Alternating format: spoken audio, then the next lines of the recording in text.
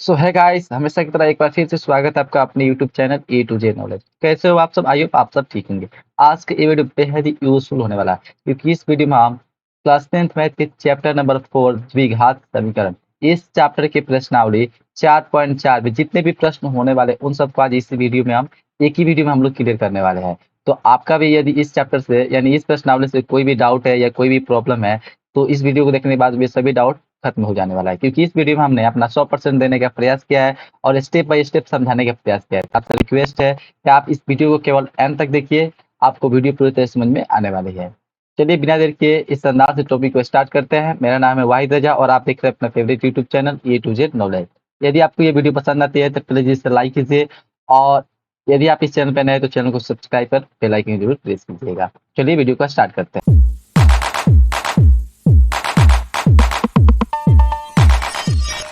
तो देखिए, सबसे प्रश्नावली 4.4 का 1 नंबर प्रश्न में क्या बोला गया है? निम्न द्विघात समीकरण के मूलों की प्रकृति ज्ञात कीजिए।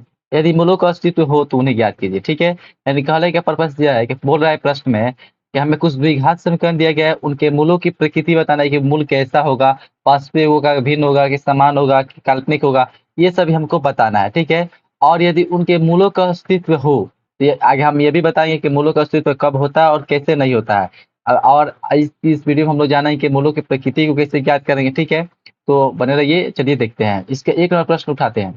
ठीक है, तो 1 नंबर प्रश्न हमारे सामने इस प्रकार से है। यहाँ पे हमको दिया गया 1 नंबर में 2x² - 3x + 5 = 0। ठीक है, तो सबसे पहले तो हमें क्या करना है, इसके मूलों का प्रकृति बताना है। तो पहले आप ध्यान देने वाली बात ये क्या है कि हमें मालूम होना चाहिए कि मूलों की प्रकृति कैसे बताते हैं। तो मूलों की प्रकृति बताने के लिए सबसे पहले हमें डी का मालूम होना चाहिए। ठीक है, डी यानी बोले तो विविक्तकर। तो विविक्तकर यदि हमें मालूम चल जाएगा तो हम आसानी से बता सकते हैं कि मूल कैसा होगा, मूल की प्रकृति क्या होगी। ठीक है, तो सबसे पहले हम डी निकालते हैं। अब एक बात और रह गई कि डी निकालने के लिए हमें किन-किन चीज़ों की आवश्यकता पड़ेगी। तो डी निकालने के लिए सूत्र होता है b² - 4ac, यानी हमें बी और ए और सी यानी ए बी सी इन तीनों की आवश्यकता पड़ेगी। इन तीनों को हम लोग इस इक्वेशन के अकॉर्डिंग हम क्या कर लेंगे, निकाल लेंगे। चलिए शुरू करते हैं। इसका आंसर लिखेंगे कुछ इस प्रकार से। सबसे पहले तो किसी भी आंसर लिखने के पहले जो हमें दिया रहता है, जो हमें गिवन है उसको लिखते हैं। तो हमें गिवन है ये इक्वेशन दिया गया तो उसी को लिख लेंगे, दिया है हमें ये इक्वेशन, तो इस इक्वेशन को सबसे पहले लिख लिया। ठीक है, ये बनाने का सबसे उत्तम तरीका होता है। जो दिया है उसको हम लिख लिए। अब इस इक्वेशन के अनुसार हम सबसे पहले ए लिखेंगे। तो ए हमारा कितना है, x² गुणांक यानी 2। अब बी लिखेंगे, बी कितना है, x का गुणांक यानी -3। और सी कितना है, जो अचर पद होता है उसकी कहते हैं यानी 5। यानी ए बी सी हमें मिल गया है, तो अब हम आसानी से डी निकालते हैं, इसीलिए डी का फॉर्मूला लगाएंगे। क्या होता है, b² - 4ac। अब इन सभी मान को इसमें पुट करेंगे। ये हुआ b² यानी -3 का स्क्वायर -4, और a की जगह पर 2 और c की जगह पर 5 हो गया इंटू में। ठीक है, यहाँ पे देखिए, यहाँ पर स्क्वायर करना है तो -3 का स्क्वायर होता है 9, और यहाँ पर ये हुआ 4 दूनी 8, 8 25 40 हो गया। ठीक है, तो 9 में से 40 गए तो इसलिए बात है कितना हो जाएगा, -31 हो जाएगा। हम देख सकते हैं कि जो हमारा डी का मान आया है क्या है, -31 आया है। तो यहाँ पे एक बात सोच सकते हैं हम कि जो 31 होता है, -31 जो होता है वो क्या होता है, 0 से छोटा होता है। माइनस में जितनी भी संख्याएं होती है क्या होती है, 0 से छोटी होती है। यानी डी का जो मान आया है वो 0 से छोटा है, साफ साफ स्पष्ट दिख रहा है। वही हम लिखेंगे, यहाँ डी जो है 0 से छोटा है। वही लिखिए जो यहाँ पर दिख रहा है, जो डी क्या है, -31 यानी डी क्या है, 0 से छोटा है। अब याद करने वाली बात यहाँ पर जब देखिए, यहाँ पर द्विघात समीकरण का रूल लगता है कि जब डी 0 से छोटा होता है तो मूल कैसा होता है, जब डी 0 से छोटा हो जाता है मूल हमारा क्या होता है, अवास्तविक होता है, यानी कि काल्पनिक हो जाता है। मूल हम इसका नहीं ज्ञात कर सकते, या इसका मूल जो अस्तित्व में नहीं होता है। यानी जब डी 0 से छोटा हो गया तो हम लिख सकते हैं अतः मूल काल्पनिक होंगे। ठीक है, तो मूल यहाँ पे काल्पनिक हो गया, यही हमें मूल का प्रकृति हो गया। मूल की प्रकृति का मतलब ये हो गया कि हमें बताना होता है कि मूल कैसा होगा, मूल की प्रकृति क्या है, मूल वास्तविक होगा कि समान होगा कि भिन्न होगा कि काल्पनिक होगा, यही सब बताना होता है। तो मूल हमारा माना चलिए क्या होगा, काल्पनिक होगा। यदि मूल हमारा वास्तविक और समान होता है या वास्तविक और असमान होता तो हम मूल आगे निकालते, पर यहाँ क्या हो गया, मूल काल्पनिक हो गया, इसलिए हम इसमें मूल निकालने की कोई जरूरत नहीं है, केवल यहीं पे भी इसको छोड़ देंगे। ये हुआ इसका राइट आंसर। आशा करता हूँ आपको समझ में आया होगा। चलिए चलते हैं इसके नेक्स्ट में। तो नेक्स्ट हमारा यहाँ पे कुछ इस प्रकार से आ गया, दिया गया है 3x² - 4√3x + 4 = 0। तो कितने बच्चों को रूट वाले जो प्रश्न होते हैं वे सभी थोड़े उनको बोझ लगते हैं। ठीक है, वो समझते हैं कि रूट आ गया तो कैसे होगा, वे सोचने लगते हैं, डर जाते हैं। ठीक है, पर इसमें घबराने की कोई बात नहीं है, इसको हम उसी तरह बनाएंगे, कोई बात नहीं है। इसका आंसर लिखेंगे और इसमें जो दिया है उसको लिख लेंगे। दिया हमें क्या, ये इक्वेशन गिवन है, इसको लिख लिए। अब इस इक्वेशन के अनुसार हम ए बी सी निकालते थे। ए हमारा कितना है यहाँ पे 3 और बी कितना है हमारा 4√3 -4√3 है पूरा, ठीक है। और सी कितना है हमारा अचर पद में 4 है। तो A B C find out हो गया तो डी निकालेंगे। तो डी हमारा हो गया कितना, बी स्क्वायर माइनस 4ac। तो यहाँ से अब इस समीकरण को इसमें पुट कर देंगे। तो बी का स्क्वायर यानी बी की जगह पे कितना है -4√3 का स्क्वायर, -4 इंटू ए की जगह पे 3 है, सी की जगह पे कितना है 4, इतना रख दिए। अब इसका कैलकुलेशन करना है। तो इसका तो कैलकुलेशन कितना हो जाएगा, 4 चौके 16, 16 कितना हुआ 48। रूट का स्क्वायर क्या होता है, रूट हट जाता है। 4 चौके 16 48, इधर गुना करिए तो 4 चौके 16 48 हो गया। अब 48 में से 48 घटा तो कितना आया, 0 आ गया। हम साफ साफ देख रहे थे कि जो डी का मान निकला है कितना है, 0 आया है। तो यहाँ पर हम लिखेंगे यहाँ डी क्या है, 0 के बराबर है। दिख रहा है कि नहीं, 0 के बराबर है। तो वही लिखे यहाँ डी जो है 0 के बराबर होता है। अब द्विघात समीकरण का रूल क्या कहता है कि जब डी का मान 0 के बराबर हो जाए तो हमारा मूल की प्रकृति कैसे होगी, हमारा मूल जो होगा वो वास्तविक एवं समान होगा। वही हम लिखेंगे यहाँ मूल वास्तविक एवं समान होंगे, यानी इसके दो तो मूल निकलेंगे और दोनों एक जैसे होंगे। समान का मतलब क्या, वो एक ही जैसे होंगे। तो हमारा यहाँ क्या हो गया, मूल का अस्तित्व है तो यहाँ पर हम मूल ज्ञात करेंगे। प्रश्न में बोला गया था यदि मूलों का अस्तित्व हो तो उन्हें ज्ञात कीजिए। यहाँ पर मूल का अस्तित्व मिल गया है, हम इसे ज्ञात करेंगे। अब डायरेक्ट हम क्या करेंगे, द्विघाती सूत्र वाला जो एक्स का फॉर्मूला था वही यहाँ पर लागू करते हैं। एक्स का फॉर्मूला क्या होता है, -b plus minus root under B square minus 4ac upon में 2a होता है। तो यहाँ से ए बी सी और ये सभी जो मान है इसको हम यहाँ पर रखेंगे। देखिए यहाँ पे हो गया माइनस, अब माइनस वाला माइनस हो गया, बी के मान कितना है -4√3, ये हो गया। Plus minus B square minus 4ac का मान मांग रहा है। तो देखिए बी स्क्वायर माइनस 4ac का मान हमने पहले ही निकाल चुका है, कितना है 0 है। डायरेक्ट यहाँ पे 0 पुट कर दिए। और बट्टा में 2 गुने ए के जब कितना है 3, तो 3 लिखे, ठीक है। यहाँ तक समझ में आया। अब ये माइनस माइनस मिलके प्लस हो जाएगा, ये +4√3 अब प्लस माइनस रूट, रूट का सॉरी 0 का वर्गमूल क्या होता है, 0 होता है। प्लस माइनस 0 बटा 2 कितना हुआ 6 हुआ।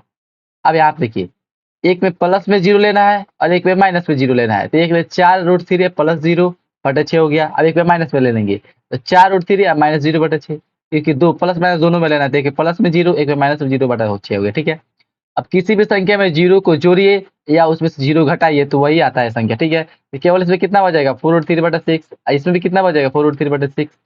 यहाँ से देखिए दो से 2 से कटेगा, 2 से कटेगा तो 2 दूनी 4, ये 3 से कटा। या इसके लिए आप क्या करते हैं, थोड़ा और इसको आसान बनाने का प्रयास करते हैं, ठीक है। यदि आप इतना भी एग्जाम में आंसर बना के आते हैं तो आपका 2 में 2 मार्क्स मिल जाना होगा। या 5 नंबर को हो तो 5 नंबर मिलेगा, 2 नंबर को दोनों मिल जाएगा। कोई आपका नंबर 1 नंबर भी नहीं काट सकता है, ठीक है, ये मेरा दावा है। पर यदि आप चाहते हैं कि एनसीईआरटी की किताब से हमारा आंसर मिले तो इसके लिए क्या करना होगा, यहाँ पे कुछ कैलकुलेशन और करना होगा। चलिए इसको करते हैं। देखिए ये 4 को हम तोड़ लिए हैं, 2 गुने 2, 2 दूनी 4 गुने रूट 3, कोई बात नहीं। और इस 6 को हम तोड़ लिए 2 गुने 3 में। सिंपल ये जो है वही ये है, तो इसका भी उसी तरह होगा, इसको भी उसी प्रकार से तोड़ लिए। अब क्या करेंगे हम, देखिए क्या करते हैं। ये हुआ 2 गुने 2 गुने रूट 3 ऊपर हो गया।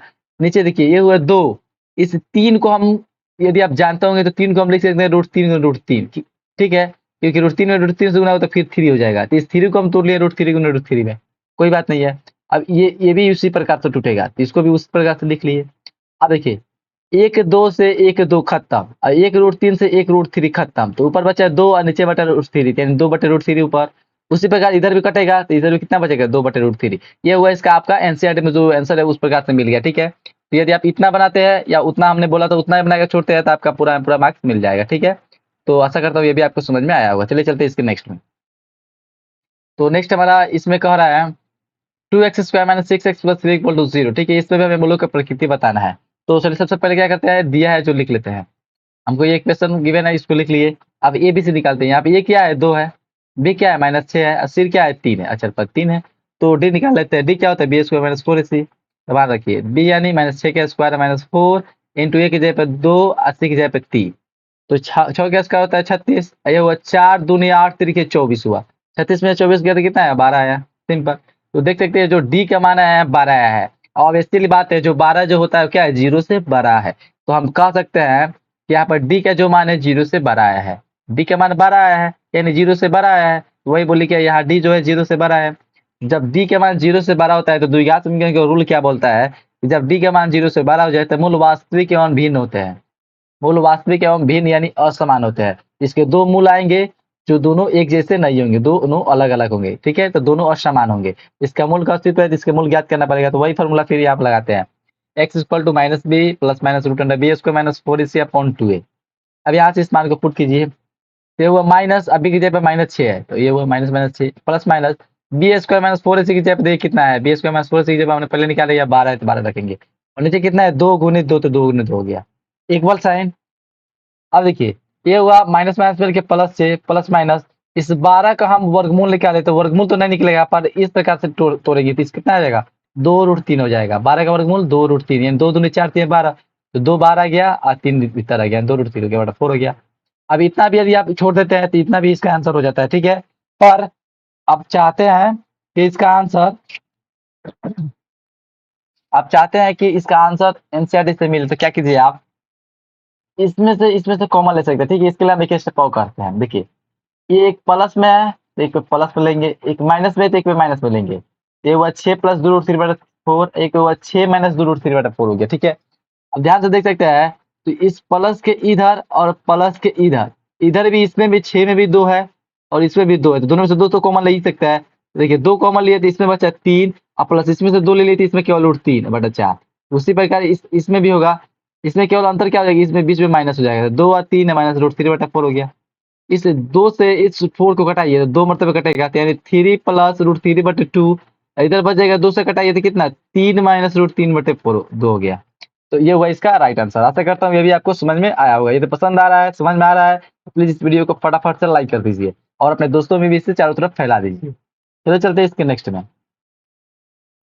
नेक्स्ट में हमारा कुछ इस प्रकार से प्रश्न दिया गया है कि निम्न प्रत्येक द्विघात समीकरण में k का ऐसा मान ज्ञात कीजिए कि उसके 2 बराबर मूल हो, ठीक है। तो 2 बराबर मूल होने के लिए k का मान ज्ञात करना है हमें, ठीक है। तो हमें जो इक्वेशन दिया गया है देखते हैं। यहाँ पर पहला इक्वेशन यही इस प्रकार से है, 2x² plus kx plus 3 equal to 0। हमें k का ऐसा मान ज्ञात करना है जिसके लिए इसके 2 बराबर मूल आए, ठीक है। तो इसको बनाने का तरीका क्या है चलिए बताते हैं। इसके लिए आंसर लिखेंगे, जो गिवन है उसको लिख लेते हैं, दिया है ये इक्वेशन इसको लिख लिए, ठीक है। सबसे पहले हम इसमें a b c निकालते हैं। यहाँ पे a 2 है, अब b के जगह पे क्या होता है x का गुणांक, तो x का गुणांक कितना है k ही ना है, तो लिखेंगे b बराबर k और c बराबर कितना है 3, तो 3 लिख दिए, ठीक है। अब यहाँ पे क्या करेंगे हम, एक बात सोचेंगे, ठीक है। प्रश्न में बोला गया है कि 2 बराबर मूल हो, तो 2 बराबर मूल कब होता है, ठीक है। आप याद कीजिए द्विघात समीकरण का रूल क्या है कि उसके मूल मूल बराबर और समान कब होते हैं, जब d का मान 0 के बराबर होता है। तो वही हम लिखेंगे कि 2 बराबर मूल होने के लिए क्या शर्त होता है कि d का मान 0 के बराबर होना चाहिए, यही तो शर्त है। जब d का मान 0 के बराबर होता है तो उसके 2 बराबर मूल आते हैं, यानी मूल बराबर एवं मूल समान वास्तविक एवं समान होते हैं। तो 2 बराबर मूल होने के लिए शर्त है d के मान 0 के बराबर होना चाहिए। अब d का वैल्यू क्या होता है ये याद कीजिए, d का वैल्यू होता है b² माइनस 4ac, वही लिखे बराबर 0 है तो 0, इस मान को आप इसमें पुट कीजिए, तो ये हुआ b² यानी b की जगह पे k तो k² माइनस 4, a की जगह पे 2 और c की जगह पे 3 बराबर 0। अब यहाँ पे ये हुआ k², इसे गुणा के 4 दूनी 8 तरीके 24 हो गया बराबर 0। इस 24 इधर माइनस में इधर लगा प्लस कीजिए, तो ये हुआ k² बराबर 24। अब k का केवल मान निकालिए, तो जब यहाँ से स्क्वायर हटेगा तो स्क्वायर का कुछ अपना रूल है, जब स्क्वायर हटता है तो इधर प्लस माइनस में रूट चढ़ता है इधर वाले पर, ठीक है। तो प्लस माइनस रूट अंदर 24 हो गया। अब 24 का वर्गमूल आप निकालिए, तो ये हुआ प्लस माइनस तो रहेगा, और 26 का वर्गमूल होता है 2√6, यानी 2 दूनी 4 है, 4 6 24, तो यहाँ पे कितना आ जाएगा 2√6, यानी k का जो यह मान है इस मान के लिए इस इक्वेशन के 2 बराबर मूल आएंगे, यानी k इसका ये मान, ये उसका राइट आंसर हो गया, ठीक है। ऐसा कर तो ये भी आपको समझ में आया होगा। चलिए चलते हैं इसके नेक्स्ट में। तो इसके 2 में देखते हैं क्या किया गया है, सॉरी यहाँ पे 1 लिखा गया, इसमें 2 रहेगा यहाँ पर, ठीक है। kx into x minus 2 plus 3 equal to 0, ठीक है। तो यहाँ पे ये जो इक्वेशन है देखिए, इस इक्वेशन में हमें कहीं भी द्विघात समीकरण नहीं दिख रहा है। द्विघात समीकरण होने के लिए शर्त है कि उसमें 2 घात होना चाहिए। तो अभी तो ये सिंपल इक्वेशन इसी प्रकार से है, पर इस इक्वेशन में कहीं भी द्विघात समीकरण दिख नहीं रहा, तो इसको हम पहले द्विघात समीकरण के मानक रूप में लाते हैं, ठीक है। चलिए इसके लिए हम आंसर लिखते हैं, दिया है उसको लिख लिए। अब ये द्विघात समीकरण के मानक रूप में कैसे आएगा, जब इस kx से इन दोनों में गुना कराएंगे। तो चलिए गुना कराते हैं, kx से x में गुना हो तो kx² माइनस 2 में kx गुना 2kx प्लस 6 बराबर 0, सिंपल। अब यहाँ पे देखिए ये हुआ kx² माइनस 2kx प्लस 6, तो यहाँ से हम a b c ज्ञात कर सकते हैं, ठीक है, क्योंकि ये द्विघात समीकरण के रूप में आ गया है।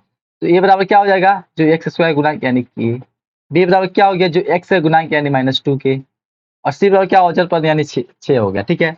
फिर उसी प्रकार से हम लिखेंगे इसमें भी 2 बराबर मूल होने के लिए क्या शर्त हुआ कि d के मान 0 के बराबर होना चाहिए। अब d बराबर क्या होता है b² माइनस 4, ये भी 0 के बराबर होना चाहिए। अब इस मान को इसमें पुट कीजिए, तो ये हुआ b² माइनस 2k² माइनस 4 और एक जगह पे हमारा कितना है के, तो के अगुने सी की जगह पे कितना है तो 6, तो 6 हो गया। अब माइनस 2k का स्क्वायर कितना हुआ 4k स्क्वायर, और इसमें गुना करें तो 6 चौके 24 के बराबर 0। इस दोनों में से हम क्या कर सकते हैं कि मैक्सिमम हम 4k तो कॉमन ले ही सकते हैं। तो 4k कॉमन लीजिए तो इसमें बचा केवल k, और इसमें बच गया कितने 6 इक्वल टू 0। ठीक है, सिंपल। अब देखिए ये 4k है क्या है गुना में है। इस 4k को आप इधर भागा, इधर जो इधर भेजिए तो ये 0 में भागा लाकर 0 हो जाएगा, तो केवल कितना बचा k माइनस 6। तो k माइनस 6 केवल बच गया इक्वल टू 0। तो ये k जो है इधर माइनस में है, और सॉरी मैं 6 जो है इधर माइनस में है, इधर आके क्या हो जाएगा प्लस हो जाएगा, k बराबर 6 आ गया इसका राइट आंसर। ठीक है, तो ये हुआ इसका राइट आंसर। आशा करता हूँ ये भी आपको समझ में जरूर आया होगा। चलो चलते हैं इसके नेक्स्ट में। नेक्स्ट में हमारा कुछ इस प्रकार से प्रश्न आ गया, लैंग्वेज वाला प्रश्न बोला गया है, क्या एक ऐसा आम का बगिया बनाना संभव है जिसकी लंबाई चौड़ाई से दुगुनी हो और उसका क्षेत्रफल 800 मीटर स्क्वायर हो? यदि है तो उसकी लंबाई और चौड़ाई ज्ञात कीजिए। ठीक है, तो देखिए आम का बगिया है, उसमें लंबाई और चौड़ाई ज्ञात करना है, यानी ऑब्वियसली बात है कि आम का जो बगिया क्या आयताकार है, क्योंकि आयत में ये लंबाई होती है और चौड़ाई होती है। तो जो आम का बगिया आयताकार है और आयत उसमें शर्त क्या दी जाए, जो इसका लंबाई जो है उसकी चौड़ाई से दुगुनी है और उसका क्षेत्रफल जो है 800 मीटर स्क्वायर दिया गया है। ठीक है, तो सोचिए आप यहाँ पे एक बात सोचने वाली कि जब लंबाई चौड़ाई से दुगुनी है तो हमें चौड़ाई मालूम होगा तब ना हम लंबाई निकाल सकते हैं, क्योंकि चौड़ाई से दुगुनी करनी है तो चौड़ाई मालूम होगा तब ना उसका दुगुना करेंगे। तो हम इसको इस प्रकार से बनाते हैं। देखिए बहुत ही मजा आना है। ये क्या माना कि आम की बगिया के लिए, आम की बगिया के लिए हम क्या मान रहे हैं, जो इसका चौड़ाई जो इसको हम x मीटर मान ले रहे हैं। ठीक है, क्योंकि चौड़ाई पहले हमें मानना पड़ेगा। तो आम के बगिया के लिए हम चौड़ाई मान लेते हैं कि x मीटर है, तो ऑब्वियसली बात है कि इसका लंबाई क्या हो जाएगा 2x मीटर, क्योंकि बोला गया है प्रश्न में कि लंबाई जो है चौड़ाई से दुगुनी है। तो चौड़ाई x है तो इसका दुगुना 2x हुआ, तो चौड़ाई हमने x माना तो लंबाई क्या हुआ 2x मीटर हो गया। सिंपल। अब हमें प्रश्न लागू करेंगे, लिखेंगे तो प्रश्न से हमारा क्षेत्रफल कितना दिया गया है। हमें क्षेत्रफल दिया गया है 800 मीटर स्क्वायर। देखिए यहाँ पे ध्यान से बोला गया क्षेत्रफल, उसका क्षेत्रफल कितना है 800 मीटर स्क्वायर। और हम लोग जानते हैं कि आम के जो बगिया आयताकार है, और आयताकार का क्षेत्रफल कितना होता है, आयत का क्षेत्रफल कितना होता है लंबाई गुनी चौड़ाई। वही हम लिखेंगे लंबाई गुनी, या लंबाई गुनी चौड़ाई, इस क्षेत्रफल से लिख सकते हैं हम लंबाई गुनी चौड़ाई बराबर इधर दिया है 800 मीटर स्क्वायर, तो 800 मीटर स्क्वायर। अब इस लंबाई के मान यहाँ से उठाएंगे, चौड़ाई के मान भी यहीं से उठाएंगे, तो लंबाई हो गया हमारा 2x मीटर, गुना चौड़ाई हो गया हमारा x मीटर बराबर 800 मीटर स्क्वायर। 2x में x से गुना हुआ तो 2x स्क्वायर, अब मीटर में मीटर से गुना हुआ तो मीटर स्क्वायर बराबर 800 मीटर स्क्वायर। अब यहाँ पे देखिए ये मीटर स्क्वायर से ये मीटर स्क्वायर खत्म, ये 2 से 800 कटेगा तो कितना 400 में कटेगा, तो केवल इधर बच गया x स्क्वायर, इधर बच गया 400। अब x बराबर निकालिए तो ये स्क्वायर हटेगा तो इधर प्लस माइनस में रूट चलेगा, तो x का फाइनली मान हमें क्या मिला प्लस माइनस में 20 मिला। ठीक है, प्लस माइनस 400 का वर्गमूल होता है 20, तो प्लस माइनस हमें 20 मिला है। तो अब देखिए जो यहाँ पर x का मान आया है 2 आया, एक प्लस में 20 एक माइनस में 20। और यहाँ पर सोचने वाली बात यह है कि हमने x क्या माना था, हमने x माना था जो क्या है चौड़ाई है, यानी x जो है चौड़ाई की लंबाई है। तो जो भी लंबाई होगा, जो भी आयताकार बगिया होगा उसके लंबाई होगा वो क्या होगा धनात्मक होगा, ऋणात्मक तो हो नहीं सकता क्योंकि माइनस 20 मीटर तो होगा नहीं। तो वही हम लिखेंगे यहाँ x क्या है चौड़ाई है, तो x चौड़ाई है तो x माइनस 20 को सेटिस्फाई नहीं करेगा, इसलिए x is not equal to minus 20।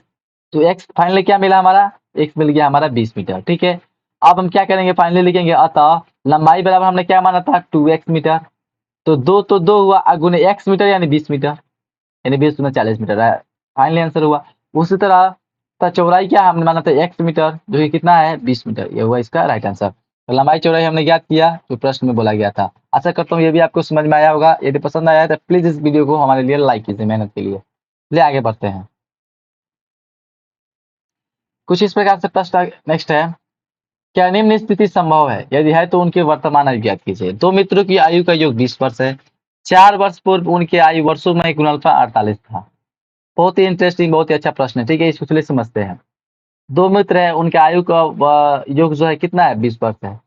4 वर्ष पहले उन दोनों की आयु का गुणनफल कितना था 48 था, तो उनके वर्तमान आयु हमें ज्ञात करनी है।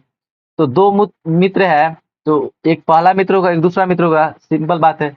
वही हम लिखेंगे आंसर में, माना कि पहले मित्र की वर्तमान आयु को हम लोग x मानते हैं। अब यहाँ पर समझने वाली बात यह है कि दो मित्र है, दोनों का आयु का योग 20 है, यदि पहले का x होगा तो दूसरा कितना होगा 20 माइनस x होगा ऑब्वियसली।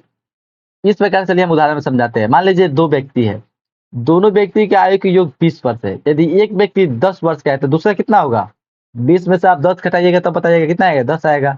उसी प्रकार दो मित्र में पहले मित्र का आयु हो गया x वर्ष और दोनों का योग कितना है, 20 है। तो दूसरा कितना आएगा, 20 में से x घटाइएगा तब ना आंसर आएगा। वही हम लिखेंगे, इसीलिए दूसरी मित्र की आयु क्या हो जाएगा, 20 माइनस x वर्ष। सिंपल। अब आप बताइए यहाँ पे एक बात और, 4 वर्ष पूर्व की चर्चा की गई है, तो 4 वर्ष पूर्व इन दोनों का आयु पहले ज्ञात करते हैं। तो 4 वर्ष पहले पहले मित्र की आयु कितना हो जाएगा, ठीक है। पहले तो इसका आयु आयु वर्तमान आयु कितना था, x वर्ष था। अब 4 वर्ष पहले ये कितना वर्ष का होगा, x माइनस 4 होगा। मान लीजिए कोई व्यक्ति 20 वर्ष का था, तो 4 वर्ष पहले कितना होगा, 16 वर्ष का होगा। 20 में से 4 घटा के लिखिएगा कि नहीं। उसी तरह कोई व्यक्ति x वर्ष का है तो 4 वर्ष पहले कितना होगा, x माइनस 4 होगा। उसी प्रकार लिखेंगे हम अब 4 वर्ष पहले दूसरे मित्र की आयु। ये तो देखिए इसका तो पहले से कितना है, 20 माइनस एक्स है, और 4 वर्ष पहले कितना हो जाएगा, 20 माइनस एक्स माइनस 4 हो जाएगा। अब 20 में 4 गया तो कितना, 16 माइनस एक्स वर्ष हो गया। ये हुआ है थोड़ा लैंग्वेज हो गया। अब इसमें आप प्रश्न लागू करेंगे। प्रश्न में बोला गया है कि 4 वर्ष पूर्व उनकी आयु का गुणनफल कितना था, यानी 4 वर्ष पूर्व इस आयु और 4 वर्ष पूर्व इस आयु का गुणनफल दिया गया था 48, यानी कुछ पर इस प्रकार यह आयु और 4 वर्ष पहले दूसरे मित्र की आयु, इन दोनों का गुणनफल कितना है, 48। तो इस प्रकार से हमने लिख लिया, ठीक है। अब इसको केवल क्वेश्चन कराएंगे, आंसर लाएंगे तो गुना कराइए।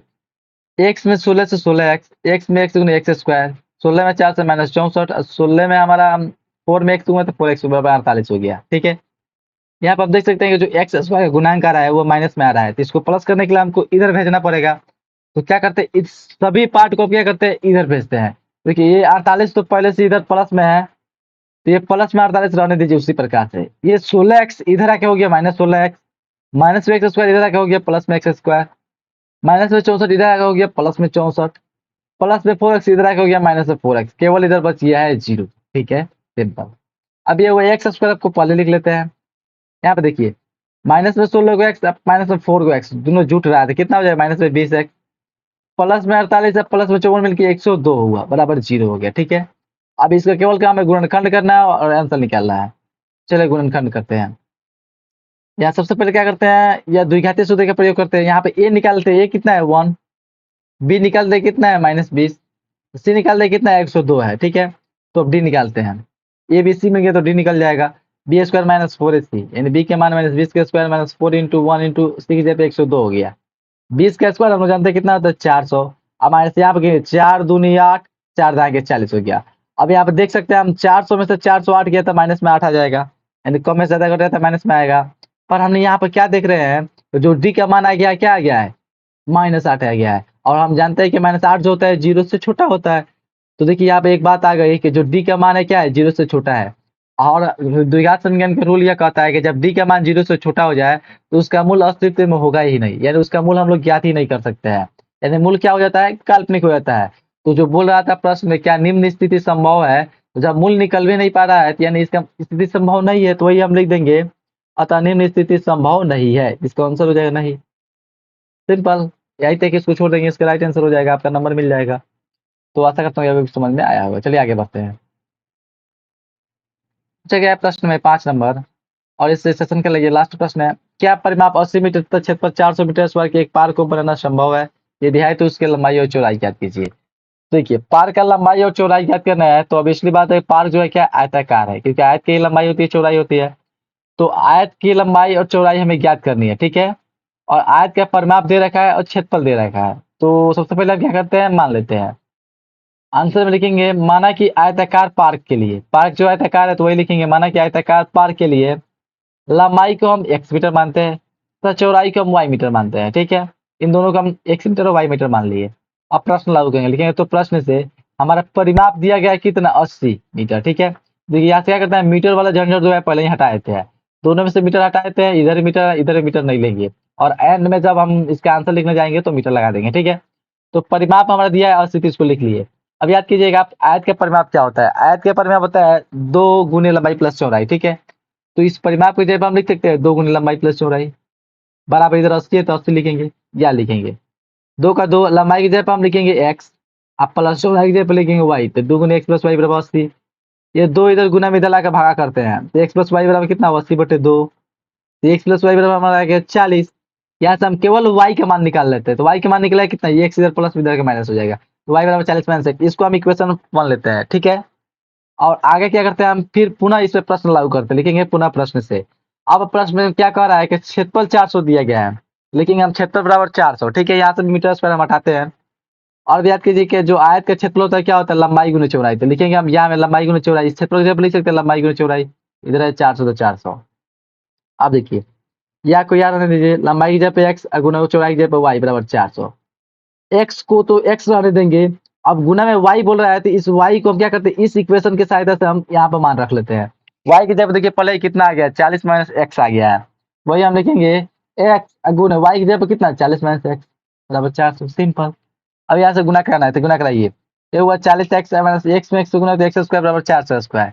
यहाँ पर देख सकते हैं कि फिर एक्स स्क्वायर गुना जो है माइनस में आ गया, तो इसको प्लस करने के लिए हमें इधर ले जाना पड़ेगा।